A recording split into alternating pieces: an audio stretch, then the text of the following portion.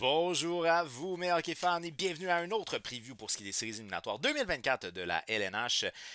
Quel match! On vit pour ce genre de match-là. Est-ce que vous avez regardé le match entre les Jets de Winnipeg et l'Avalanche du Colorado? 7-6. Écoutez, c'était un match qui a été dynamique du début à la fin. C'était fabuleux à voir. Si vous n'avez pas vu, je vous conseille fortement de regarder le prochain match, à moins qu'ils referment vraiment beaucoup parce que justement, ils ont appris du premier match. Là.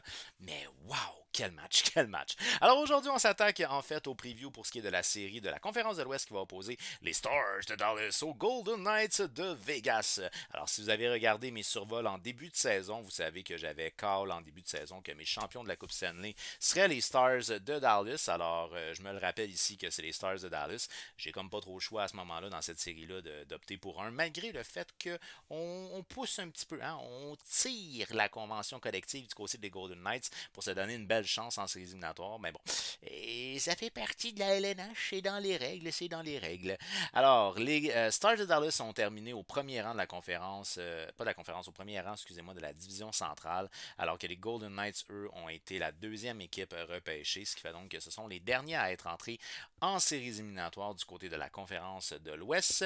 Les Stars de Dallas cette saison, c'est 52 victoires, 29 défaites et 9 défaites en prolongation pour 113 points, alors que les Golden Knights, c'est 45 victoires, 29 défaites et 8 défaites en prolongation pour 98 points. Alors les Stars ont connu une bonne saison, point. Là. Je pense que du côté des Golden Knights, c'est sûr que les blessures ont frappé de manière importante. D'ailleurs, Mark Stone va peut-être revenir pour la première ronde. Là. Je m'avance pour le moment quand je filme. C'est pas encore. J'ai pas vu que c'était confirmé qu'il serait là pour jouer pendant la première ronde, mais sauf erreur de ma part, je pense qu'il pratiquait avec contact. Fait que ça devrait pas être tellement long avant qu'il revienne. Le fameux jeu de la masse salariale du côté des Golden Knights qui a permis de faire l'acquisition d'un défenseur important comme Noah Hanifin. C'est non négligeable, pour moi se le dire.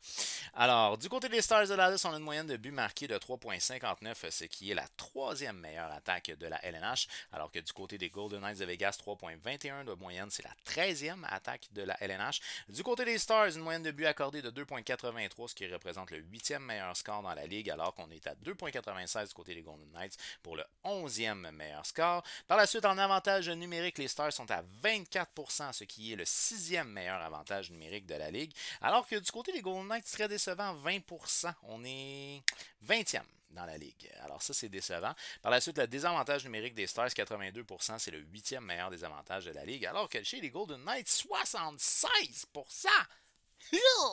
Pas margeux les avantages numériques et on est 16e dans la ligue. Alors au niveau des unités spéciales, au niveau des statistiques plus générales, buts comptés et buts accordés, l'avantage va dans les deux cas aux Stars de Dallas. Sauf que les Golden Knights, ça va être une équipe qui va être un peu boostée là, pour les séries éliminatoires.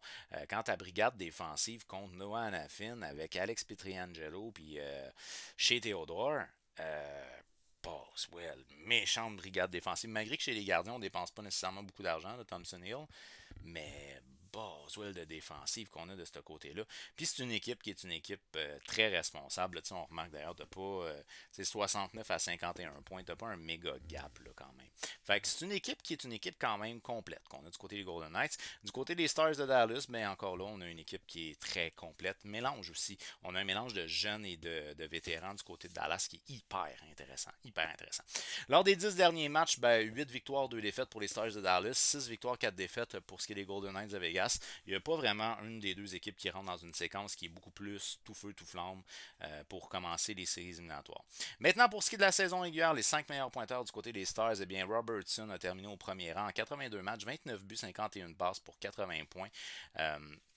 On connaît là, depuis quelques saisons cette fameuse première ligne qu'on a du côté des Stars de Dallas, qui est Robertson, Pavelski et Hintz. Et là, on voit que ça le ralentit un peu là, du côté des Stars parce qu'on a 80 points, après ça on tombe à 67-65. Mais en même temps, c'est quand même pas dramatique au niveau de la production. Pour ce qui est de Robertson, ça reste une bonne production.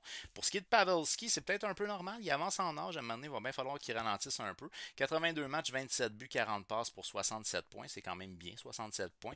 Et presque plus que 30 buts pour ce qui est de Joe Pavelski. Et quelque chose qui est intéressant, c'est qu'on a presque 30, on a 30, on a 30, on a 25. Fait qu'on a vraiment une production offensive très répartie du côté des Stars de Dallas. Et ça, je pense que c'est une force en séries éliminatoires parce que c'est ta profondeur qui peut faire la différence. Fait que à ce niveau-là, je pense que les Stars n'ont pas vraiment de. Ils n'ont pas de gêne à avoir par rapport aux autres équipes, par rapport à leur profondeur et à la production qu'on a qui est plus étendue. On regarde le 80, mais après ça, c'est 67-65. Le gap il est vraiment pas immense de l'autre côté. C'est 60, ben en fait 69, peu importe, le 69-51. Fait qu'on a un gap qui est plus important. Mais encore là, c'est pas aussi immense que les Oilers d'Edmonton, exemple. T'sais. Fait que bref. Joe Pavelski, encore une saison correcte, on va dire ça comme ça. Le jeune Wyatt Johnson, lui, pour sa part, 82 matchs, 32 buts, ce qui est très bon, 33 passes, 65 points. Par la suite, Rob Hintz, lui, c'est 80 matchs, 30 buts, 35 passes pour 65 points. Comme je vous dis, on a connu peut-être un petit peu mieux par le passé. Dans le cas de Matt Duchesne, le joueur de centre d'expérience, 80 matchs, 25 buts, 40 assists et 65 points. On donne une mention honorable au défenseur Miro Heiskanen, 54 points en 71 matchs cette saison. Une bonne saison pour ce qui est d'Heiskanen. Un défenseur qu'on utilise à profusion du côté de Dallas. Tyler Seguin aussi, lui, a un bon ratio points par match, 52 points en 68 matchs. Il a manqué quelques matchs cette année.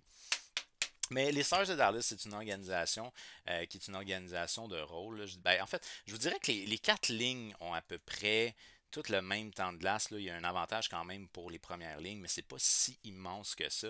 Fait qu'on essaye de faire produire tout le monde du côté de Dallas et de responsabiliser tout le monde. Et comme je vous dis, on mélange les jeunes avec les gars d'expérience. Puis ça, c'est vraiment intéressant qu'on fait ça du côté de Dallas parce que justement, ça permet à des jeunes de peut-être pouvoir prendre plus de risques pendant que les gars d'expérience, eux, vont pouvoir rattraper, backer dans le fond pour le jeu défensif. Fait qu'on a une belle symbiose entre vétérans et jeunes du côté de Dallas. Par la suite, au niveau des filets, on a Jake Oettinger dans son cas à lui, 54 matchs l'année passée, cette saison, 2,72 et 905 d'efficacité. Quand même une bonne saison pour le gardien de but. C'est pas quelque chose d'exceptionnel, mais c'est quand même une bonne saison. Et le gardien de but auxiliaire Scott Wellwood, lui, c'est 32 matchs cette saison, 2,85, 899. Pas de quoi se péter à la tête ses murs, mais quand même, on a un gardien de but qui est correct au niveau auxiliaire. Évidemment, du côté des Stars de Dallas, ce qu'on veut, c'est voir Oettinger qui va répéter ses exploits de, je ne sais plus trop, 2-3 ans. Là, quand il avait été en séries éliminatoires, il avait été phénoménal, là, Ringer. Fait on espère qu'il va répéter ce genre de performance-là, mais il reste que l'équipe en soi, elle est bonne devant lui. Fait je pense que c'est une organisation qui a tous les éléments nécessaires, parce que veut pas, pour gagner une Coupe Stanley, il faut que tu aies de la profondeur, puis il faut qu'un peu tout le monde soit capable de produire pour que ton équipe soit une menace continuellement, pas juste quand tu as un trio sur la glace. Les Stars de Dallas, c'est ça, c'est leur identité, c'est une équipe qui est capable de travailler fort, de bloquer beaucoup de tirs. On l'a déjà vu il y a quelques années, ils peuvent le répéter encore là. So, je pense qu'on a tous les éléments pour se rendre jusqu'à la Coupe Stanley, tout comme j'avais calé en début de saison. Par la suite, on va y aller du côté des Golden Knights de Vegas. Les Golden Knights de Vegas, beaucoup d'argent, pourtant pas nécessairement de très très haut pointeur du côté de Vegas, même si on a un gars comme Jack Eichel, 68 points en 63 matchs, donc s'il avait joué une saison complète, il y aurait quand même 80 quelques points. Assez similaire à ce qu'on connaît du côté de Dallas. Par contre, on a des très hauts salariés là, du côté de Vegas. Stone est haut salarié quand même, Michael est haut salarié. On en a parlé tantôt, mais c'est haut salarié, Pietrangelo aussi. Là. Puis Noah Neffin, en tout cas, bref, il y a quand même quelques hauts salariés du côté des Golden Knights, peut-être plus que du côté des Stars. Mais c'est deux équipes quand même qui se ressemblent. C'est des équipes qui sont capables d'être une menace sur les quatre lignes, donc qui peuvent faire mal un peu partout. Le meilleur pointeur en saison régulière a été Jonathan Marchessault. Si je fais pas erreur, je pense que c'est sa dernière année de contrat, ça paraît, 42 buts.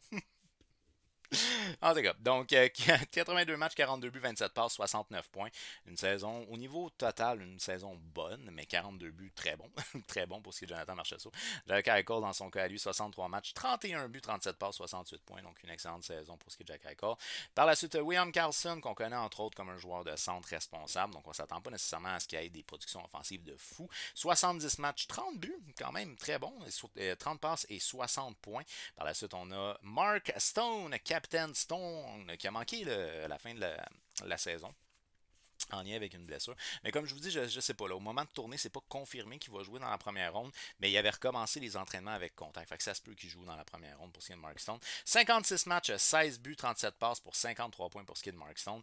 Et on ferme le tout avec Chandler Stevenson, 75 matchs, 16 buts, 35 passes, 51 points du côté des Golden Knights. Fait que le point qui est intéressant dans les deux organisations, c'est que d'après moi, en termes de profondeur, tout le monde est responsable, ou du moins on essaye que toutes les lignes soient responsables. Fait qu'on a deux équipes qui se ressemblent quand même à ce niveau-là. Là où on a un débalancement, c'est au niveau des gardiens de but. Évidemment, Hill a été blessé, mais je pense qu'on a un avantage du côté des Stars de Dallas au niveau des gardiens. On commence avec Thompson. Cette année, c'est 46 matchs, 2,70 de moyenne, 908 d'efficacité. Et par la suite, Aiden Hill, 35 matchs, 2,71 et 909 d'efficacité. J'ai pas vu c'est qui était confirmé pour être le partant pour le premier match, mais je donne quand même l'avantage au niveau des gardiens de but. Je la donne quand même aux Stars de Dallas. Donc, disons que je vais donner un avantage au niveau gardien aux Stars de Dallas, avantage au niveau défenseur aux Golden Knights, puis au niveau des attaquants, je trouve que ça peut se ressembler. Donc, analyse comme ça, joueur pour joueur, je trouve que c'est difficile quand même à départager. C'est une série qui peut vraiment porter à confusion parce que les Golden Knights, là, c'est pas piqué des verres. J'ai beau dire qu'on a été meilleur en termes de moyenne de buts marqués, en termes de moyenne de buts encaissés. Nos unités spéciales sont meilleures du côté de Dallas. Ils ont l'expérience du côté de Vegas, puis ils ont des gars qui ont connu l'adversité.